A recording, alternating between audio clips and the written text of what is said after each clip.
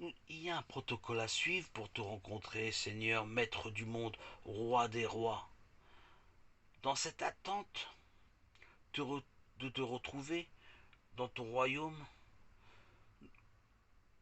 et de le mériter, nous devons construire la demeure, ta demeure et édifier ton habitat dans notre intérieur.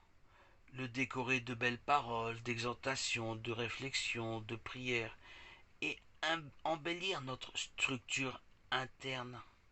C'est d'ailleurs pour ça que tu as exilé nos âmes sur terre, pour les ramener dans ton royaume céleste, méritantes, triomphantes du royaume terrestre, bien décorées, évoluer dans chaque instant dans le ministère saint, animé du Saint-Esprit, pour arriver à un seul et unique objectif: conquérir les terres inconnues, y faire régner ta lumière, proclamer ton nom, Jésus, aux nations, témoigner de ton amour pour tous ceux qui ont cru en ton saint nom, Jésus.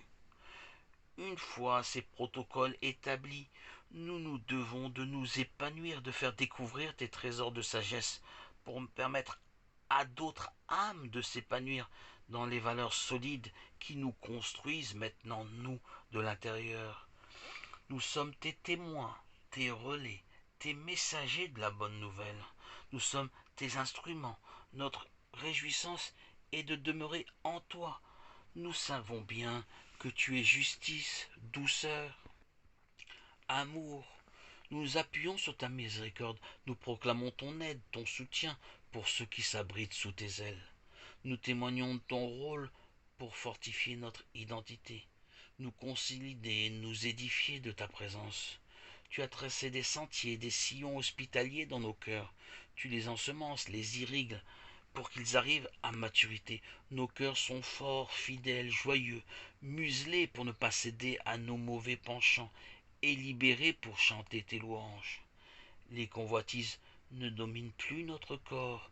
Tu l'as sanctifié par ta présence.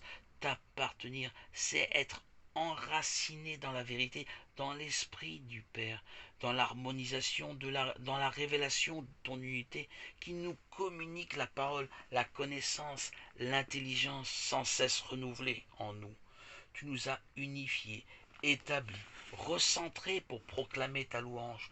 Tu es par ton esprit notre force et notre joie. Je me croyais faible et fragile, tu m'as rendu fort et libre, non pour ma gloire, mon ego, mon orgueil, mais pour faire triompher ton saint nom, Jésus. Tu m'as donné un autre visage, d'autres conceptions de la vérité. Tu as comblé nos vides, nous sommes laissés absorbés dans ton amour. Nous avons pris le dessus sur nos mauvais penchants. Nous nous dressons fièrement devant l'ennemi qui est désarçonné par notre courage. Jésus, ton saint nom que nous véhiculons fait chuter ceux qui veulent te désobéir. Ton nom fait fuir ceux qui t'ont rejeté dans leur orgueil. Ceux qui n'ont pas reconnu en Jésus-Christ le roi Messie rougissent de honte, reconnaissent que leur arrogance a masqué leur vision. Leur manque d'humilité ne pouvait leur laisser entrevoir que Jésus-Christ, roi Messie, est venu pour les humbles, les âmes contrites, méprisées.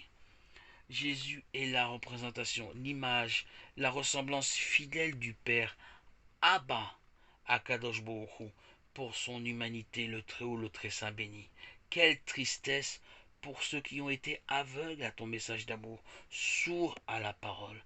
Ils sont aujourd'hui muets et consternés devant la révélation que tu es le Christ, le roi Messie, le roi de vie, le prince de paix, d'amour. Cet amour qu'ils ont refusé par leur regard hautain, imbus d'eux-mêmes. Les antéchrists ont signé leur condamnation et leur perte. Ils ont asséché leur âme refroidie, leur cœur. À toi, attiser la rigueur, la sévérité, la colère de Dieu. Seigneur Jésus-Christ, que tout honneur et toute gloire te soit rendue et te soit donnée pour les siècles des siècles. Jésus avait tous les critères annonçant qu'il était le roi Messie, le sauveur des âmes.